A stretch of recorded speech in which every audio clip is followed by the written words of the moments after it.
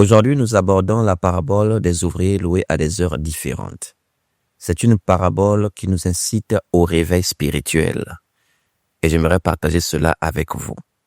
Nous lisons Matthieu chapitre 20, verset 1 jusqu'au verset 16. Il est écrit: « Car le royaume des cieux est semblable à un maître de maison qui sortit dès le matin afin de louer des ouvriers pour sa vigne. Il convint avec eux d'un denier par jour, et il les envoya à sa vigne. Il sortit vers la 3e heure, et il en vit d'autres qui étaient sur la place sans rien faire. Il leur dit: « Allez aussi à ma vigne, et je vous donnerai ce qui sera raisonnable. » Et ils y allèrent. Verset 5. Il sortit de nouveau vers la 6e heure et vers la 9e, et il fit de même. Verset 6. Étant sorti vers la 11e heure, il en trouva d'autres qui étaient sur la place, et il leur dit: « Pourquoi vous tenez-vous ici toute la journée sans rien faire? » Ils lui répondirent: « C'est que personne ne nous a loués. »« Allez aussi à ma vigne, leur dit-il. » Quand le soir fut venu, le maître de la vigne dit à son intendant: « Appelle les ouvriers et paye-leur le salaire en allant des derniers aux premiers. » Ceux de la 11e heure vinrent et reçurent chacun un denier. Les premiers vinrent ensuite, croyant recevoir davantage, mais ils reçurent aussi chacun un denier. En le recevant, ils murmurèrent contre le maître de la maison et dirent: « Ces derniers n'ont travaillé qu'1 heure, et tu les traites à l'égal de nous qui avons supporté la fatigue du jour et la chaleur. » Il répondit à l'un d'eux: « Mon ami, je ne t'ai pas fait tort. N'es-tu pas convenu avec moi d'un denier? » Verset 14. « Prends ce qui te revient et va-t'en. Je veux donner à ce dernier autant qu'à toi. Ne m'est-il pas permis de faire de mon bien ce que je veux? Ou vois-tu de mauvais œil que je sois bon? Ainsi, les derniers seront les premiers et les premiers seront les derniers. » Amen. Donc cette parabole est très riche et comme je vous l'ai dit, vraiment, elle nous incite au réveil spirituel, car sachez-le, bientôt l'heure de la rétribution. Bientôt l'heure où le Seigneur va nous rendre selon le travail, selon les œuvres que nous accomplissons. Donc on dit au verset 1 que le royaume des cieux est semblable à un maître de maison. Donc il est important déjà de chercher à comprendre qui est le maître de maison. Et je pense que vous savez qui est le maître de maison. Néanmoins, nous allons ouvrir quelques passages pour justifier cela. Nous allons dans le livre d'Hébreux, chapitre 3, à partir du verset 1. Il est écrit dans Hébreux 3, à partir du verset 1 jusqu'au verset 6.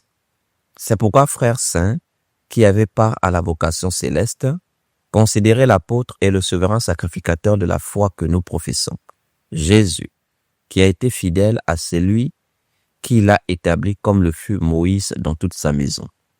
Car il a été jugé digne d'une gloire d'autant supérieure à celle de Moïse que celui qui a construit une maison a plus d'honneur que la maison même. » Écoutez le verset 4. « Chaque maison est construite par quelqu'un, mais celui qui a construit toute chose, c'est Dieu.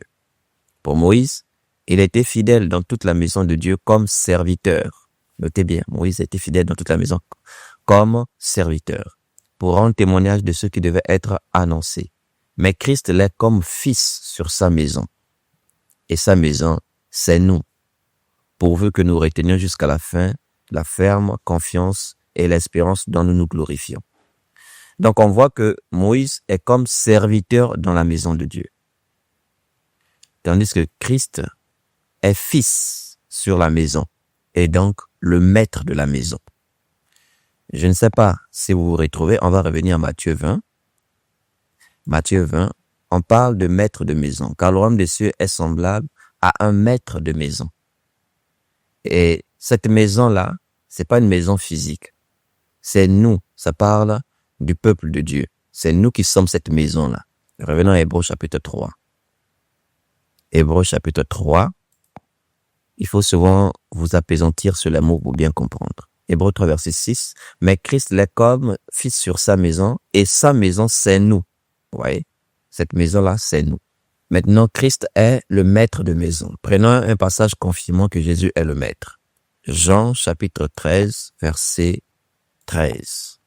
Il est écrit: Vous m'appelez maître et seigneur, et vous dites bien, car je le suis. Amen. Donc, c'est Jésus qui parle ici. Vous m'appelez maître et seigneur, et vous dites bien, car je le suis. Qui est le maître, qui est le seigneur? C'est Jésus.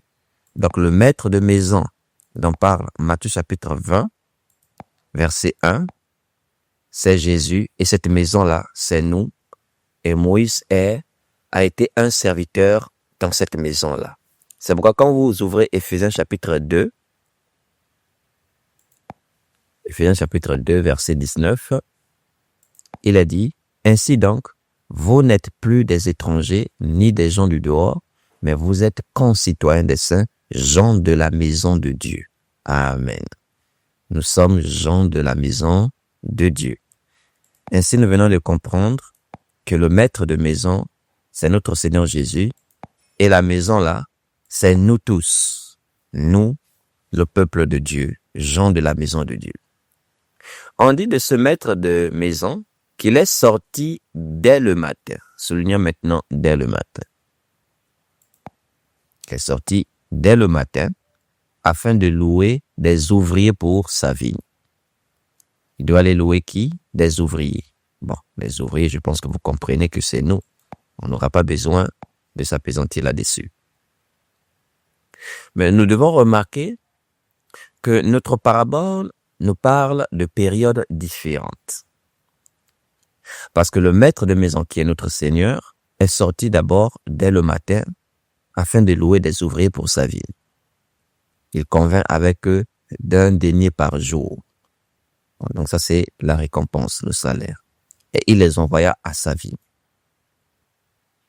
On dit au verset 3, il sortit vers la 3e heure.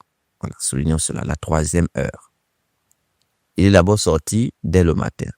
Après, il sort encore à la 3e heure. Et il en vit d'autres qui étaient sur la place sans rien faire. Il leur dit: Allez aussi à ma vigne, et je vous donnerai ce qui est raisonnable. Et ils y allèrent. On dit au verset 5, il sortit de nouveau vers la 6e heure. Donc nous pouvons noter la 6e heure. Je mets cela en couleur. On dit encore, et vers la 9e heure. Donc, il sort encore à la 9e. Donc la 9e heure. Et il fit de même. Verset 6, on dit, étant sorti vers la 11e heure, on souligne cela. Il en trouva d'autres qui étaient sur la place et leur dit: Pourquoi vous tenez-vous ici toute la journée sans rien faire? Ils lui répondirent: C'est que personne ne nous a loués. Allez aussi à ma vigne, leur dit-il. Quand le soir fut venu, donc après on a le soir qui est arrivé, le maître de la vigne. J'aimerais attirer votre attention. Le maître de la vigne. Il va dire à son intendant: appelle les ouvriers et paie-leur le salaire en allant des derniers aux premiers. Selon le verset 1, on a le maître de maison. Et selon le verset 8, on a le maître de la vigne. Donc, si nous avons compris que cette maison-là, nous sommes la maison de Dieu selon Hébreux 3, verset 6, c'est que cette vigne-là, on ne va pas se fatiguer. Cette vigne-là, c'est toujours nous. Ça nous concerne. Cette vigne-là concerne le peuple de Dieu. Cette vigne-là concerne l'œuvre de Dieu. Nous avons noté en rouge des périodes différentes. Il y a dès le matin, puis la 3e heure, 2e période. Ensuite, la 6e heure, 3e période. 9e heure, 4e période. 11e heure, 5e période. Nous avons ici affaire à 5 périodes prophétiques de l'œuvre de Dieu. Cette parabole concerne tous les ouvriers qui servent le Seigneur, c'est-à-dire nous tous, mais dans des périodes prophétiques différentes. Et on verra, nous, actuellement, nous correspondons À quelle période? Cette parabole est aussi utile pour discerner la période prophétique dans laquelle nous sommes actuellement. Mais d'abord, comme c'est la coutume, nous allons prendre quelques passages pour davantage insister sur la signification de la vigne. Donc, il doit les envoyer à sa vie. Selon les prophètes, nous pouvons prendre Ésaïe chapitre 5, verset 7. Il est écrit, « La vigne de l'Éternel des armées, c'est la maison d'Israël. » Voilà. Donc, la vigne de l'Éternel, c'est la maison d'Israël. Mais vous devez savoir que nous, aujourd'hui aussi, nous faisons partie de la maison d'Israël. Oui. Aujourd'hui, nous avons été greffés à l'olivier naturel. Nous faisons partie de la maison d'Israël aussi. Donc, nous sommes concernés aussi. C'est pour cela, on va ouvrir Jean, chapitre 15, où le Seigneur dit qu'il est le vrai cep. Ça commence au verset 1, je suis le vrai cep, mais il reprend cela aussi au verset 5, donc on va juste prendre le verset 5. Jean 15, verset 5, il dit, « Je suis le cep, vous êtes les sarments.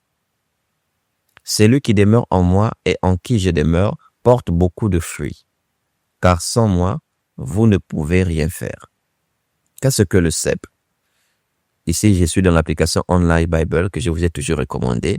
Vous cliquez sur SDS qui nous permet de voir l'étymologie des mots. Voilà, il y a une numérotation qui va s'afficher. Nous étions au verset 5.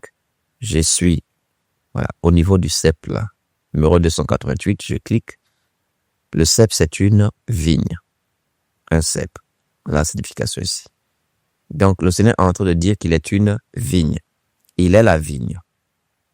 Puis il a dit, vous êtes les sarments. Qu'est-ce que les sarments? 28-14, j'ai cliqué. Branches tendres et flexibles. Donc, nous sommes les branches. Voilà, on peut revenir. Donc, le Seigneur est la vigne, le cep, il est la vigne. Nous, nous sommes les sarments, c'est-à-dire les branches. Donc, le Seigneur et nous sommes liés. Nous ne faisons qu'un. Nous sommes le corps de Christ. Nous sommes les membres de son corps. Donc, la vigne aujourd'hui, c'est nous, le peuple de Dieu.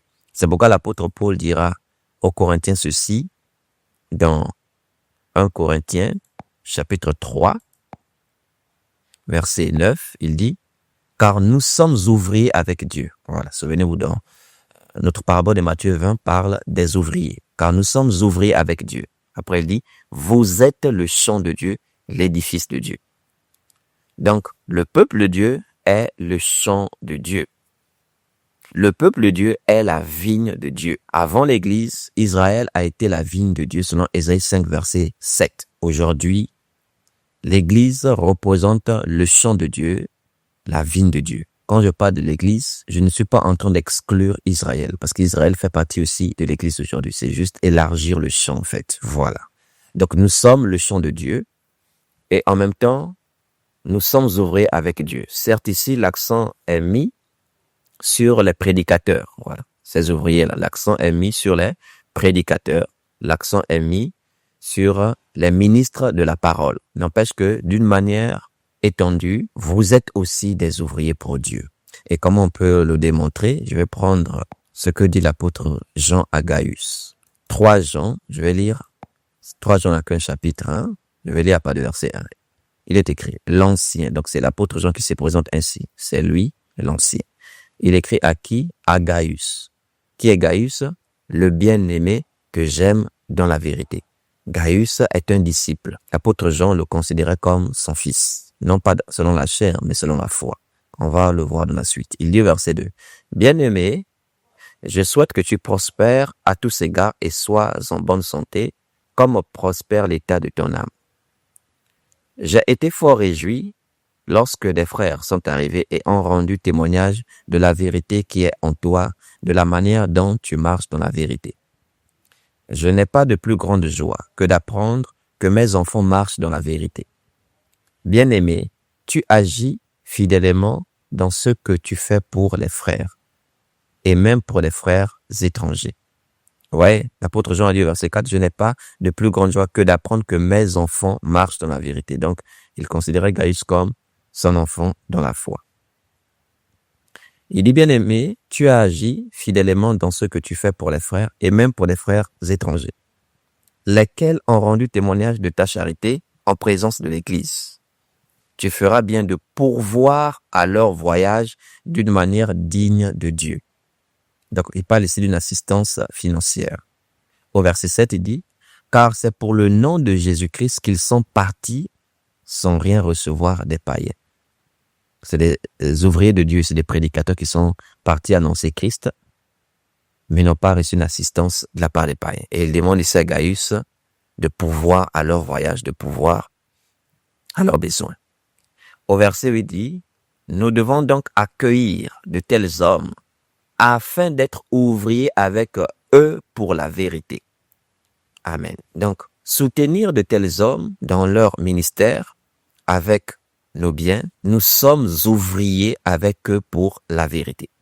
Voilà pourquoi notre parabole des ouvriers, l'accent est principalement sur les prédicateurs, sur les apôtres, les prophètes, les évangélistes, les docteurs, bref, nous qui vous prêchons l'évangile. Cette parabole nous concerne principalement. Mais ça ne concerne pas que nous. Ça vous concerne vous également, vous le peuple de Dieu qui nous écoutez. Nous sommes ouvriers avec Dieu, dit l'apôtre Paul. Vous êtes le champ de Dieu, la vigne de Dieu. Mais en même temps, vous êtes aussi ouvriers avec nous, en ce sens que vous nous soutenez avec vos biens dans l'annonce de la vérité. C'est ce que dit l'apôtre Jean ici, afin d'être ouvriers avec eux pour la vérité.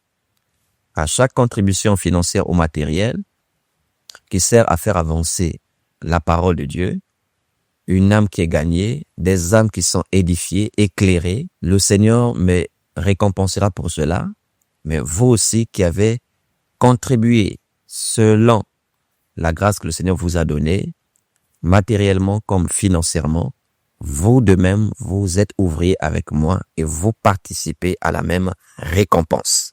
C'est ce que dit cette parabole-là de Matthieu chapitre 20. Nous sommes ces ouvriers-là, viendra l'heure de la rétribution. Ainsi, comme dit l'apôtre Paul aux Galates, on va le lire après, on va revenir dans les détails de notre parabole. Galates chapitre 6, il dit une chose, au verset 6, il dit que celui à qui l'on enseigne la parole fasse part de tous ses biens à celui qui l'enseigne. Et au verset 9, il dira, ne nous lassons pas de faire le bien, car nous moissonnerons au temps convenable si nous ne nous relâchons pas. Je sais qu'il y a des obstacles, il y a des difficultés, il y a beaucoup de choses qui peuvent nous décourager de continuer, que ce soit à annoncer l'évangile ou à soutenir matériellement et financièrement les ouvriers de la vérité. Mais nous ne devons pas nous relâcher, parce que c'est ce que dit l'apôtre Paul ici. Même si on faiblit, on doit se relever. Même si je me suis pas levé forcément du bon pied ce matin, je dois m'appliquer pour prêcher la parole, je dois m'appliquer pour nourrir le peuple de Dieu, je dois m'appliquer pour annoncer l'évangile, je dois m'appliquer pour vraiment éclairer les âmes. Et vous de même, même si vous rencontrez des difficultés, vous devez vous appliquer vraiment à nous soutenir dans ce combat-là et ne point se relâcher. C'est ce que dit l'apôtre Paul ici. Ne nous lassons pas de faire le bien, car nous moissonnerons au temps convenable si nous ne nous relâchons pas. Il y a une condition. Si nous ne nous relâchons pas. Donc, ainsi, j'aimerais encourager les ministres de la parole et j'aimerais encourager la vigne de l'Éternel à continuer à semer parce que viendra le temps de la rétribution en la vue de notre parabole le soir où le Maître va nous rendre. Mais cela est possible que si nous ne nous relâchons pas, dit la Sainte Doctrine. Que le Saint-Esprit continue à nous consoler et à nous fortifier dans ce bon combat de la foi. Nous revenons à Matthieu chapitre 20. Maintenant que nous avons compris que cette vigne-là fait allusion au peuple de Dieu, cette vigne-là, c'est la maison de Dieu, c'est nous, c'est le champ de Dieu, c'est l'Église, c'est l'œuvre de Dieu. Maintenant, comprenons les différentes périodes prophétiques. Nous avons dès le matin, première période prophétique. Le Maître sortira ensuite à la 3e heure, deuxième période prophétique, puis la 6e heure, 3e période prophétique, ensuite la 9e heure, 4e période prophétique, enfin la 11e heure, 5e et dernière période prophétique. Au verset 1, car le royaume des cieux est semblable à un maître de maison qui sortit dès le matin. Vous remarquez qu'ici, on n'a pas précisé l'heure. On dit juste dès le matin. Et on dit au verset 3, il sortirait vers la 3e heure. Ici, par contre, il y a une précision. Il y a la 3e heure, 6e heure, 9e, 11e. Ainsi, nous pouvons considérer dès le matin ici, comme tôt le matin ou par la première heure. Voilà. Si vous remarquez très bien, on assiste à un décalage de 2 à 3 heures. Regardez. La différence entre la 3e et la 6e, c'est 3. La différence entre la 6e et la 9e, c'est 3. La différence entre la 9e et la 11e, c'est 2. Effectivement, on ne peut pas arriver à la 12e heure. On pourra en faire 3 encore parce que la 12e heure correspond à 18 heures. Or, 18 heures, c'est le soir. Selon le verset 8, quand le soir fut venu, est-ce que vous voyez? Donc, c'est ça, la 12e heure, le soir qui est arrivé. C'est l'heure de la rétribution, parce qu'il dira l'intendant, appelle les ouvriers et paie-leur le salaire en allant des derniers aux premiers. Donc, en regardant attentivement ces différentes heures, nous pouvons déduire que dès le matin ici correspond à la première heure, pour que 3 moins 1 puisse donner 2, pour que ça corresponde au moins à 2. 2 heures d'intervalle. Premier, 3e, 6e, 9e, 11e. Maintenant, sur le plan humain, pour votre propre culture, pour ceux qui l'ignorent, lorsqu'on parle de la 3e heure, en fait, ça désigne simplement 9 heures. La première heure correspond à 7 heures, 7 heures du matin. 3e heure, c'est 9 heures du matin. 6e heure, c'est midi. 9e heure, c'est 15 heures. 11e heure, c'est 17 heures. Voilà, 17 heures. Le soir, donc, qui est certainement la 12e heure, c'est 18 heures. Je dis que le soir, c'est la 12e heure. Pourquoi? Parce qu'on voit que les derniers ouvriers ont travaillé la 11e heure. Et 12 moins 11 égale à 1, c'est-à-dire 1 heure. Parce que vous allez remarquer que les premiers ouvriers viendront se plaindre en disant au maître, au verset 12, ces derniers n'ont travaillé qu'1 heure. Donc, s'ils n'ont travaillé qu'1 heure, c'est que le soir là, c'est la 12e heure, donc 18 heures. Maintenant que cela a été établi, il faut maintenant qu'on cherche à comprendre. Qui sont les ouvriers de la première heure qu'on dit ici dès le matin? Qui sont ces ouvriers qui ont travaillé à la première heure? Qui sont les ouvriers qui ont travaillé à la 3e heure, 6e, 9e et 11e heure? Et dans quelle période nous nous trouvons actuellement? Nous faisons partie de quelle heure? Nous sommes dans le livre de Matthieu. On va revenir au chapitre 1. On va lire à partir du verset 1. Il est écrit: généalogie de Jésus-Christ, fils de David, fils d'Abraham. Donc, on nous présente ici la généalogie de Jésus-Christ. Je sais que beaucoup n'aiment pas lire les généalogies, mais dites-vous bien que c'est pas écrit en vain. Les généalogies ont aussi des instructions, parfois même très profondes. On dit Abraham engendra Isaac. Vous voyez qu'ici, cette généalogie de Jésus commence par Abraham. On dit fils de David, fils d'Abraham. Et on dit au verset 2, Abraham engendra Isaac. Isaac engendra Jacob. Jacob engendra Judas. Je vais aller un peu vite. Et Jacob engendra Judas et ses frères.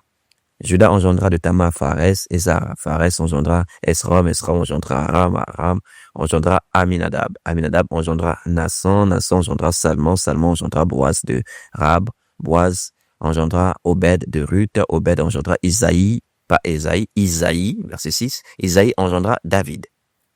Le roi David engendra Salomon de la femme d'Uri. Salomon engendra Roboam. Roboam engendra Abia. Abia engendra Asa. Asa engendra Josaphat. Josaphat engendra Joram. Joram engendra Ozias. Ozias engendra Jotam. Jotam engendra Akaz. Akaz engendra Ézéchias. Ézéchias engendra Manassé. Manassé engendra Amon. Amon engendra Josias. Josias engendra Jéconias et ses frères au temps de la déportation à Babylone. Après la déportation à Babylone, Jéconias engendra Salatiel. Salatiel engendra Zorobabel. Zorobabel engendra Abiud. Abiud engendra Eliakim. Eliakim engendra Azor. Azor engendra Sadok. Sadok engendra Achim. Achim engendra Eliud.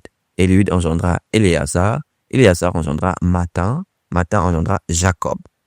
On a un autre Jacob. Jacob engendra Joseph, l'époux de Marie, de laquelle est né Jésus qui est appelé Christ. Maintenant, écoutez très bien la conclusion du verset 17. C'est ce qui nous interpelle surtout. Il est dit, il y a donc en tout 14 générations. depuis Abraham jusqu'à David. 14 générations depuis David jusqu'à la déportation à Babylone. Et 14 générations de la déportation à Babylone jusqu'au Christ. Est-ce que vous avez compris? Donc, on nous a présenté ici la généalogie de Jésus selon le verset 1, qui commence ici par Abraham. Et on nous fait comprendre qu'il y a 14 générations d'Abraham jusqu'à David. 14 générations depuis David jusqu'à la déportation à Babylone. 2. Et 14 générations depuis la déportation à Babylone jusqu'au Christ. 3. Nous avons combien de périodes de 14 générations? 3. La première, d'Abraham à David. La deuxième, de David jusqu'à la déportation à Babylone. Et la troisième, de la déportation à Babylone jusqu'au Christ. On a ainsi 3 périodes prophétiques différentes. Or, nous, notre parabole de Matthieu 20 présente 5 périodes prophétiques différentes, c'est-à-dire dès le matin ou encore la première heure, puis la 3e heure, ensuite la 6e heure, la 9e heure et la 11e heure. Or, ici, elle nous présente que 3 périodes.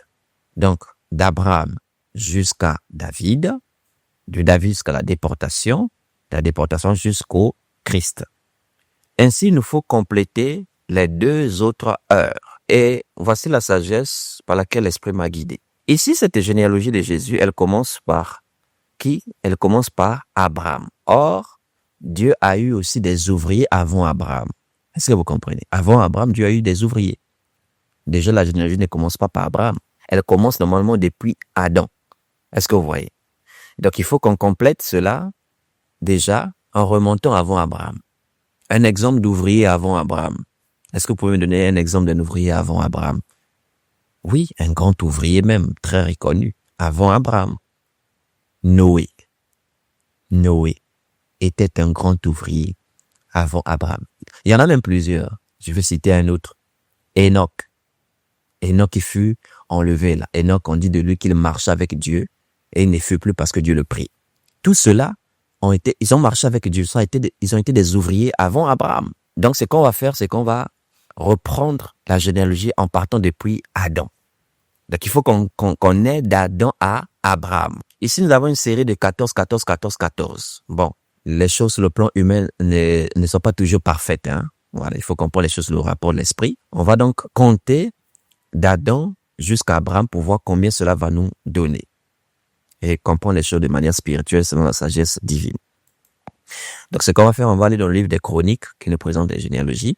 1 Chronique, chapitre 1, à part du verset 1. On va compter ensemble. On va d'abord lire. Il est écrit Adam, Seth, Enoch. Voilà, ça veut simplement dire qu'Adam a engendré Seth, ensuite Enoch ou Enoch. Donc, on a Adam, Seth, Enoch, Kenan, Mahael, Jéred, Enoch, voilà. Métouchéla, Lémec, Noé, Sem, Cham et Japheth. Bon, Sem, Cham et Japheth, on sait que ce sont des frères. Donc, on va d'abord compter. Voilà, vous pourrez lire tout le chapitre 1 des Chroniques là, mais on va aller droit au but, on va aller à l'essentiel. Donc, c'est pourquoi on va faire quelques sauts pour vous permettre de vous retrouver sans prendre beaucoup de temps. Donc, on va compter Adam 1, Seth 2, Enoch 3, Kenan 4, Malaël 5, Jéred 6, Enoch 7, Métouchéla 8, Lémec 9, Noé 10, Sem 11. On ne peut pas compter Cam et Japheth parce que ils sont de la même génération. Ce sont des frères. Donc, Sem, Cham et Japheth, c'est 11. Or, nous voulons arriver jusqu'à Abraham. Et si vous connaissez un peu l'histoire biblique, vous savez qu'Abraham sort de Sem. Donc, ce qui va nous intéresser ici, ce sont les fils de Sem, génération après génération. Donc, en note qu'à Sem, nous sommes déjà à 11. Donc, on va aller au verset 24 pour gagner en temps. Au verset 24, voilà. Sem, on ne peut pas compter parce que sinon on va répéter, on va dire 11. Sem a engendré Arpachshad. Vous pouvez relire ça dans les versets plus haut que j'ai sauté là, vous comprendrez. Voilà. Si vous remarquez bien quelque part ici, j'ai mis en rouge, mais ça c'est au verset 17. Vous pourriez vous-même lire complètement et comprendre que Sem a engendré Arpachshad en question là. Mais nous on veut les conclusions. Voilà, Sem, 11, Arpachshad, 12, qui engendre Shéla, 13, qui engendre Héber, 14, Péleg, 15, Réou, 16, Séroug, 17, Nakor, 18, Terach, 19, Abraham, qui est Abraham, 20. Bien. Nous avons 20 ici générations, d'Adam jusqu'à Abraham. Or, dans Matthieu 1, on a eu une série de 14, 14, 14, 14. Comme je vous l'ai dit, sur le plan charnel, c'est pas toujours parfait. Voilà, mais il faut comprendre les choses de manière spirituelle. C'est pas une égalité charnelle terrestre. 20, on peut l'associer à une période prophétique, même si ça fait 20 générations. Parce que si on découpe ça en deux, ça va donner 10, 10. Ce qui ne va pas vraiment nous aider dans notre parabole. Vaut mieux qu'on considère 20 comme une même période. Voilà, ces 20 générations-là. Ainsi, on va conclure qu'on a déjà 4 périodes prophétiques. On a la période prophétique d'Adam à Abraham, même si c'est 20 générations. On a la période prophétique d'Abraham jusqu'à David. Deuxième période prophétique. On a de David jusqu'à la déportation à Babylone, selon le verset 17 de Matthieu 1 ici, qui sera la troisième période prophétique. Et on a la déportation de Babylone jusqu'à la venue de Jésus-Christ. Voilà. Jusqu'à sa naissance-là. Ça, c'est la 4e période prophétique. Or, je vous rappelle que notre parabole de Matthieu 20 présente 5 périodes prophétiques. Voilà. On a seule la première heure. Seule la première heure correspond à Adam jusqu'à Abraham. Seule la 3e heure correspond à Abraham jusqu'à David. Seule la 6e heure correspond de David jusqu'à la déportation à Babylone. Et seule la 9e heure de la déportation à Babylone jusqu'à la venue de Jésus-Christ. Je parle de sa première venue. Et maintenant, seule la 11e heure, c'est qui alors, bien-aimé? Eh bien, c'est nous. C'est de Christ jusqu'à nous aujourd'hui. Est-ce que vous comprenez? C'est ça, c'est nous aujourd'hui qui sommes les ouvriers de la 11e heure. Principalement les prédicateurs et par extension, vous aussi qui nous soutenez matériellement et financièrement dans cette belle œuvre-là. Nous sommes ces ouvriers-là de la 11e heure. Et pour confirmer cela, que les ouvriers de la 11e heure, c'est nous, donc Christ, les apôtres, fondateurs, nous autres là, on ira lire une écriture tout à l'heure. Avant cela, j'aimerais vous remarquer que ceux de la 11e heure là ne travaillent qu'une heure. Est-ce que nous sommes d'accord? Puisqu'ils sont à la 11e heure et au verset 12, on a lu, bon, on peut commencer à 10, Matthieu 20, de 10 à 12, il a dit, les premiers vinrent ensuite, croyant recevoir davantage, mais ils reçurent aussi chacun un denier. En le recevant, ils murmurèrent contre le maître de la maison et dirent, ces derniers n'ont travaillé qu'une heure. Voilà, il faut souligner cela. Qu'une heure. Et tu les traites à l'égal de nous qui avons supporté la fatigue du jour et la chaleur. Donc, ceux de la 11e heure travaillent qu'une heure. Donc, on les appelle les ouvriers de la dernière heure. Et ça, pour vous qui connaissez bien la doctrine, ça doit vous rappeler ce qu'a dit un apôtre qui fait partie de cette heure-là, l'apôtre Jean. 1 Jean chapitre 2, verset 18. Il est écrit, « Petits enfants, c'est la dernière heure. » Alléluia. Et comme vous avez appris qu'un antéchrist vient, il y a maintenant plusieurs antéchrists. Par là, nous connaissons que c'est la dernière heure. Il insiste, la dernière heure. Donc, nous comprenons que de Christ à nous aujourd'hui, donc les apôtres, notamment Jean, Paul, Pierre, et nous aussi aujourd'hui, nous faisons partie de cette même vague-là. Nous faisons partie de cette même période prophétique. Nous sommes les ouvriers de la dernière heure. Ainsi, nous venons d'établir que les ouvriers que le Seigneur a suscités dès le matin, que nous on a réformulé par la première heure, c'est ceux qui ont œuvré d'Adam jusqu'à Abraham. Ces 20 générations-là. Et ceux de la 3e heure, c'est ceux qui ont œuvré d'Abraham jusqu'à David. Ceux de la 6e heure, de David jusqu'à la déportation en Babylone, Matthieu 1, 17. Et ceux de la 9e heure, c'est la déportation en Babylone jusqu'au Christ. Et ceux de la 11e heure, c'est nous les apôtres, en tout cas de Christ jusqu'à nous aujourd'hui. Est-ce que vous comprenez? Maintenant, nous pouvons citer quelques exemples des ouvriers de ces heures-là. On revient par exemple dans le livre des Chroniques. 1 Chronique, chapitre 1, verset 1, des ouvriers célèbres. Adam 7. On peut souligner 7, on dit, reprenez Genèse, chapitre 5, on dit, c'est au temps des 7 qu'on a commencé à invoquer le nom du Seigneur. 7 c'est un ouvrier célèbre. On peut citer aussi celui-là, Enoch. Vous le connaissez très bien. Voilà. Allons-y d'ailleurs dans le livre même de la Genèse, qui nous mentionne un peu ces grands ouvriers-là. Genèse 5, on dit au verset 3, Adam, âgé de 130 ans, engendra un fils à sa ressemblance selon son image, et lui donne un nom de 7. Et quand nous remontons au chapitre 4, verset 26, il est écrit, 7 eut aussi un fils, et il l'appela du nom d'Énoch. C'est alors que l'on commença à invoquer le nom de l'Éternel. Est-ce que vous voyez? Et quand nous allons au verset 22, il est écrit, Enoch, ça c'est pas Enoch, ça c'est Enoch maintenant. Bon, voilà, 7e depuis Adam. Enoch, après la naissance de Méthusélah, marcha avec Dieu 300 ans. Et il engendra des fils et des filles. Tous les jours d'Enoch furent de 365 ans.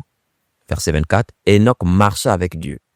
Puis il ne fut plus parce que Dieu le prit. Voilà. Un grand ouvrier, c'est qui a marché avec Dieu. Vous comprenez? Donc voilà quelques ouvriers qu'on peut citer par rapport à cette première heure-là. C'est Enoch, Noé lui-même, on ne peut pas le manquer celui-là. Maintenant, pour les ouvriers de la 3e heure, c'est-à-dire d'Abraham jusqu'à David, voilà, Abraham lui-même, on le connaît très bien.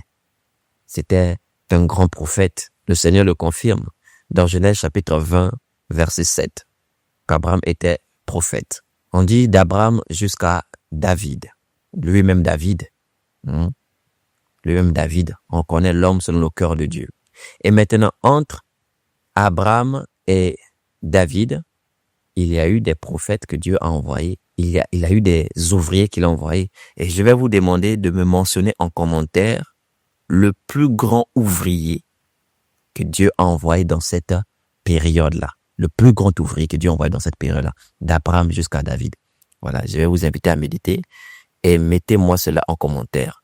Le plus grand ouvrier envoyé dans cette 3e heure, dans cette période prophétique-là. Voilà, comme ça, je vais lire vos commentaires et je vais valider ou invalider. Trouvez-moi le plus grand ouvrier dans la 3e heure ici, entre Abraham et David. Puis nous passons 6e heure, donc de David jusqu'à la déportation à Babylone. On a quelques prophètes ici. C'est alors qu'on a des prophètes tels que Ésaïe, voilà, qui se situe dans cette période prophétique-là. On a des prophètes tels que Élie, qui sont situés dans cette période prophétique-là. Vous ne citez que ceux-là. Il y a Élisée, il y en a plein d'autres. On a ceux la 9e heure, qui sont depuis la déportation jusqu'à la venue de Christ. Je vais vous citer quelques-uns. On a par exemple Malachie. On a aussi Zacharie. On a aussi Agé. On a des prophètes ici, depuis la déportation jusqu'au Christ. Et on ne peut pas passer à côté de celui qui a préparé la venue de Christ ici, c'est-à-dire Jean-Baptiste, qui est un très grand prophète par rapport à la 9e heure. Nous, aujourd'hui, nous nous trouvons à la 11e heure.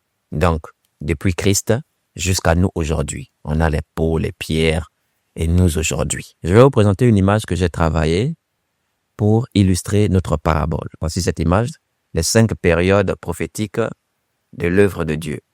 Ouvrez de la 1re heure d'Adam à Abraham. Ouvrez la 3e heure d'Abraham à David. Ouvrez de la 6e heure de David à la déportation. Ouvrez la 9e heure de la déportation au Christ. Ouvrez la 11e heure de Christ à nous. Donc avec cette illustration, j'espère que c'est un peu plus clair. Maintenant, nous revenons par rapport au salaire. Dans Matthieu chapitre 20, nous voyons que le maître va donner à tous un denier. Et les premiers vont se plaindre. Ils reçurent chacun ici un denier. Et les premiers vont se plaindre.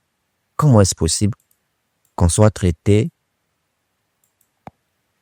comme c'est ceux-là qui ont travaillé qu'une seule heure. À quoi est-ce que cela correspond un denier? Un denier, c'est la récompense qu'on aura. On peut prendre Apocalypse, chapitre 22, verset 12. Voici ce que le Seigneur déclare. Voici, je viens bientôt, et ma rétribution est avec moi pour rendre à chacun selon ce qu'est son œuvre. Là, il vient pour rendre à chacun selon ce qu'est son œuvre. Ici, maintenant, le maître de maison devient maintenant l'intendant. Parce que dans notre parabole, vous remarquez que le maître de maison va s'adresser à l'intendant. Revenons d'ailleurs à ce détail-là. On dit au verset 8, « Quand le soir fut venu, le maître de la vigne dit à son intendant, « Appelle les ouvriers et paye-leur le salaire en allant des derniers aux premiers. » Donc ici, on a l'impression d'avoir deux personnes, effectivement. On a le maître de la vigne et on a l'intendant. L'intendant qui doit payer. Or, dans la réalité de l'accomplissement, il s'agit d'une même personne. Le Seigneur est celui qui nous a appelés à travailler et c'est le même qui va jouer le rôle d'intendant pour nous payer. C'est pourquoi il dit dans Apocalypse 22, verset 12, « Je viens bientôt et ma rétribution est avec moi pour rendre à chacun selon ce qu'est son œuvre. » C'est lui-même qui va nous payer. Et dira aussi l'apôtre Paul dans 2 Corinthiens chapitre 5, verset 10, « Car il nous faut tous comparaître devant le tribunal de Christ, afin que chacun reçoive selon le bien ou le mal qu'il aura fait, étant dans son corps. » Et comme je vous l'ai déjà cité avec Galates chapitre 6 également, verset 9, « Ne nous lassons pas de faire le bien, car nous moissonnerons au temps convenable si nous ne nous relâchons pas. » Ce temps convenable-là, c'est le soir qui vient, le Seigneur qui vient bientôt pour rendre à chacun selon ce qu'est son œuvre. Ainsi, mes bien-aimés, ne nous relâchons pas, mais persévérons, continuons, appliquons-nous à faire ce qui est juste et ce qui est bien devant notre Seigneur. Parce que vient l'heure où il va nous récompenser. Et ne pensez pas que parce que dans notre parabole, tous reçoivent un denier, que cela veut dire que nous serons tous récompensés de la même façon. Non, on ne sera pas récompensés de la même façon. Vous pouvez lire les paraboles des talents et des mines. Vous verrez que à l'un, il dira, prends le gouvernement de 10 villes. À un autre, il pourra dire, prends le gouvernement de 5 villes. Chacun, il dit bien, il va rendre à chacun selon ce qu'est son œuvre. Je ne sais pas si on a prêté attention. Ça ne veut pas dire, je prends un exemple, si le Seigneur me donne le gouvernement d'une province, que nous tous, on aura le gouvernement d'une province, je suis désolé. Voici, je viens bientôt et ma rétribution est avec moi pour rendre à chacun selon ce qu'est son œuvre. Est-ce que vous comprenez? Selon ce qu'est son œuvre. Parce qu'on n'a pas tous les œuvres de même qualité et de même quantité. Et c'est ce que l'apôtre Paul dira aux Corinthiens dans 2 Corinthiens chapitre 9. Écoutez attentivement. Pour ne pas que vous pensez que même si vous négligez l'œuvre du Seigneur, même si vous vous relâchez, même si vous faites comme vous voulez, vous s'aimez peu et vous allez moissonner beaucoup. Et vous allez moissonner de la même façon que ceux qui s'aiment beaucoup. Non, sinon le Seigneur devient injuste. 2 Corinthiens chapitre 9, verset 6. Écoutez bien, il est écrit, « Sachez-le, celui qui sème peu, moissonnera peu. Et celui qui sème abondamment, moissonnera abondamment. » Voilà pourquoi je m'applique et je voudrais s'aimer en abondance pour moissonner en abondance. Et je vous encourage également à faire de même. Si quelqu'un s'est dit qu'il va semer peu, et il va moissonner autant que vous qui s'aimez abondamment, il est en train de se faire des illusions. C'est qu'il a très mal compris le sens d'un denier de Matthieu 20. Donc le sens d'un denier de Matthieu 20, c'est simplement l'équité. Voilà. Ce n'est pas une rétribution égale. Non. Ce n'est pas une récompense égale. Mais c'est une récompense équitable. Donc un denier, c'est la récompense. On a tous un denier indiquant qu'il va nous rendre selon l'équité, c'est-à-dire selon ce qu'est notre œuvre. Est-ce que vous comprenez? C'est pourquoi, si vous remarquez bien, au verset 16 de notre parabole, il est dit, « Ainsi les derniers seront les premiers, et les premiers seront les derniers. » En fait, le sens de la parabole, c'est afin que vous puissiez comprendre, c'est pas parce que, par exemple, quelqu'un s'est converti avant l'autre, que dans le royaume, il sera forcément devant. Ce n'est pas parce que tu es le dernier à être appelé au service du Seigneur, que tu seras forcément dernier. Non. Mais un dernier qui vient à travailler comme un premier recevra une récompense comme un premier. Maintenant, un premier aussi qui va pas travailler comme un premier, qui va travailler par exemple comme un dernier, il sera un dernier. Ce sera une récompense équitable. C'est ça un déni en question là. Voilà. Faut pas le prendre sur le plan charnel. On a tous reçu, je sais pas, $1, €1. On a tous reçu, je sais pas, le même montant, la même somme. Non. C'est pas ainsi qu'il faut entendre les choses. Mais on recevra de manière équitable, c'est-à-dire de manière proportionnée à notre service.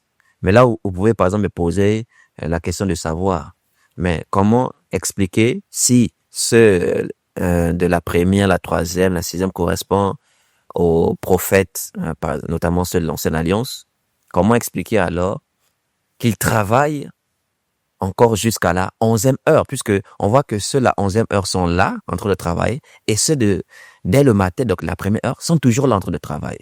Comment on peut expliquer cela par rapport à aujourd'hui? Nous pouvons l'expliquer à travers la Bible, c'est-à-dire les Écritures. Aujourd'hui, nous lisons encore Abraham. Aujourd'hui, nous lisons encore Jérémie. Aujourd'hui, nous lisons encore Daniel. Aujourd'hui, nous les lisons encore. Est-ce que vous voyez? Donc, nous les utilisons encore dans la vigne de l'Éternel. Quand j'utilise Abraham dans mon enseignement, j'utilise Jérémie dans mon enseignement, j'utilise Ézéchiel dans mon enseignement. En quelque sorte, ces hommes sont encore en train de travailler. Est-ce que vous voyez? Voilà donc ce que je peux vous dire. Mais nous qui sommes de la 11e heure, les apôtres, nous autres, si nous nous appliquons vraiment dans le service du Seigneur, on sera récompensé autant que ces personnes-là. Le Seigneur ne va pas nous rejeter, au moins nous récompenser sous prétexte que eux, ils ont travaillé avant nous. Donc, c'est pourquoi, bien aimé, nous sommes des ouvriers de la 11e heure et j'aimerais vraiment finir par là. Après nous, il n'y a pas une autre vague. Nous ici, je ne parle pas forcément de nous qui sommes, pendant que je fais cet enseignement, nous sommes en 2025. Je ne parle pas de nous 2020. Je parle d'une période prophétique. C'est-à-dire ceux qui sont compris à partir de la première venue de Jésus-Christ. J'aimerais juste dire que il n'y a pas une autre vague d'ouvriers. Voilà, ça se limite ici à la 11e heure.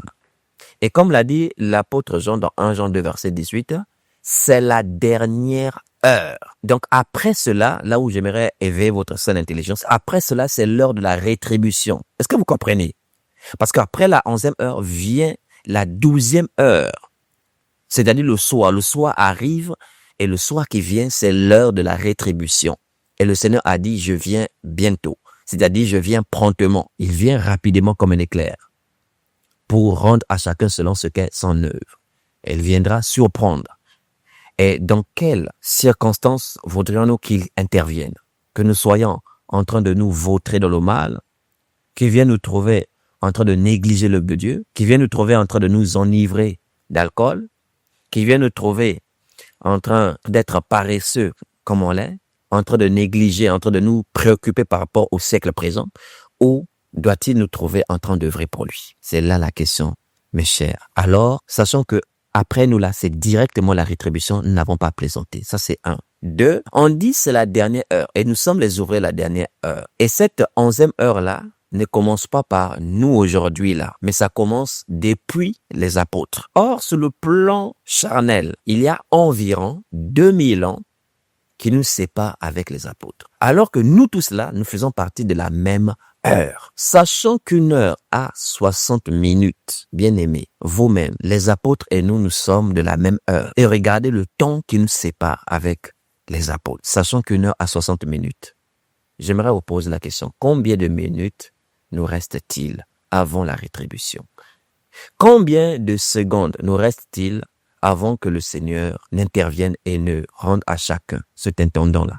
À chacun selon ce qu'est son œuvre. Est-ce que nous avons encore 30 minutes qui nous restent? Je vous rappelle, dans cette même heure-là, les apôtres sont compris, puisque Jean dit, c'est la dernière heure. C'est pas mis pour nous seulement aujourd'hui. C'est mis depuis longtemps. Il n'a pas dit, ce sera la dernière heure. Il dit, c'est la dernière heure. Or, il y a environ 2000 ans. Et nous sommes tous inclus là-dedans. Je vous demande, il nous reste encore combien de minutes? 5, 10, 30, 45, 2 minutes, 1 minute, prophétiquement parlant. Combien de minutes est-ce qu'il nous reste? Et ça, l'Écriture ne nous donne pas ça, afin d'accomplir le Seigneur qui vient bientôt. Et je vous l'ai déjà dit dans la parabole du juge inique, quand je vous entretenais sur cette parabole en vous demandant est-ce que Dieu est insensible à nos prières. Pour ceux qui n'ont pas encore regardé cela, allez regarder cette parabole. Je vous le disais, je viens bientôt là, c'est pas par rapport à un délai. Ça veut dire, il vient promptement, à toute vitesse, comme un éclair. Mes chers bien-aimés, combien de minutes et secondes prophétiques nous restent? Je pense que nous avons tous le même sentiment. Du moins, si l'Esprit de Dieu est vraiment en vous. On a tous ce même sentiment-là. Le temps est très court. Le temps est très court. C'est l'heure de nous réveiller du sommeil. Ne blaguons pas avec ces derniers instants-là. Nous sommes dans les dernières minutes prophétiques. Est-ce que vous comprenez? C'est pourquoi l'apôtre Paul, même déjà, qui fait partie de la même heure que nous, il y avait encore assez de minutes dans leur temps. Mais voici ce qu'il disait déjà aux frères dans 1 Corinthiens chapitre 7, verset 29. Voici ce que je dis, frères, c'est que le temps est court. Que désormais, ceux qui ont des femmes soient comme n'en ayant pas, afin de vaquer au service de Dieu. Ceux qui pleurent comme ne pleurant pas. Ceux qui se réjouissent comme ne se réjouissant pas. Ceux qui achètent comme ne possédant pas. Et ceux qui usent du monde comme n'en usant pas. Car la figure de ce monde passe. Éphésiens 5, verset 16. Rachetez le temps car les jours sont mauvais. Rachetons le temps. Éphésiens 5, verset 16. Rachetez le temps car les jours sont mauvais. Mais bien aimés, combien de temps est-ce qu'il nous reste? Je pense qu'on a tous ce même sentiment-là. Maintenant, c'est à vous d'en juger. Que faisons-nous de ces derniers instants-là, de ces dernières secondes? Que faisons-nous de cela? Donc, je vous invite à être ouvriers avec nous pour la vérité. Assurément, très bientôt l'heure de la rétribution. Rachetons le temps, les jours sont mauvais. Je vais reprendre l'image que je vous ai présentée et je vous demanderai de faire un exercice en commentaire. Donc, je vous ai dit de me dire en commentaire qui est le plus grand ouvrier de la 3e heure, c'est-à-dire d'Abraham jusqu'à David. Un autre exercice que je vous demande de mettre en commentaire, c'est important de vous exercer par rapport à la connaissance, ça vous permet de retenir ces trésors que vous recevez là. Un autre exercice, je voudrais que vous puissiez mettre en commentaire chacun pour sa part. Là, on va parler des ouvrières. Voilà, c'est-à-dire les femmes. Vous allez me citer pour chaque période prophétique, selon la Bible, au moins une ouvrière, d'Adam jusqu'à Abraham. Je voudrais que vous puissiez citer une femme qui a servi le Seigneur. Au moins une femme. Ceux qui peuvent citer plus d'une femme, faites-le. Ça, c'est le deuxième exercice. Je reprends. Le premier exercice, trouvez-moi le plus grand ouvrier de la 3e heure, c'est-à-dire d'Abraham jusqu'à David. Et je vais valider ou invalider vos commentaires. Mais je ne vais pas vous donner la réponse, c'est à vous de trouver. Parce que je pense que vous avez la réponse. Même si vous n'êtes pas sur la réponse, donnez quand même. On verra si c'est ça ou c'est pas ça. Maintenant, l'autre exercice que je vous demande en commentaire, mettez-moi les femmes qui correspondent ici à la première heure d'Adam à Abraham. Citez-moi au moins une ouvrière ici. Citez-moi au moins une ouvrière d'Abraham à David. Citez-moi une ouvrière de David à la déportation. Une ouvrière de la déportation au Christ. Et citez-moi une ouvrière à partir de la première venue de Christ ici. Je préfère des ouvrières parce qu'on a dit la 11e heure c'est le Christ à nous. Je voudrais pas des ouvriers par rapport à nous aujourd'hui. Quand je dis nous aujourd'hui là, mais par rapport à la Bible, on a compris que cette 11e heure là comprend l'ère apostolique. Donc le ministère terrestre de Jésus et l'ère apostolique. Je voudrais que vous puissiez citer des femmes tout en précisant, vous citez le nom, vous dites celle la première heure, tel nom, 3e heure, tel nom, 6e heure, tel nom, 9e heure, tel nom, 11e heure. Vous mettez un ou plusieurs noms. Voilà. Donc, on va faire cet exercice-là ensemble afin de nous... Ça peut édifier aussi d'autres. Voilà. Je pouvais vous donner cela, mais vous ne pouvez pas vous contenter simplement de recevoir ainsi. Il faut que vous puissiez aussi participer afin de mieux comprendre et de garder les trésors que vous recevez de l'esprit. Merci pour votre attention et j'espère vous avoir édifié et réveillé votre esprit afin de prendre conscience qu'il faut racheter le temps car nous sommes quasiment dans les dernières minutes prophétiques avant l'heure de la rétribution. Et merci de nous soutenir afin d'être ouvriers avec nous. Et n'oubliez pas ce que je vous ai demandé en commentaire et partagez également cela afin de toujours continuer à œuvrer pour la vérité. Que Dieu vous bénisse abondamment. À très bientôt. Au nom de Jésus. Amen.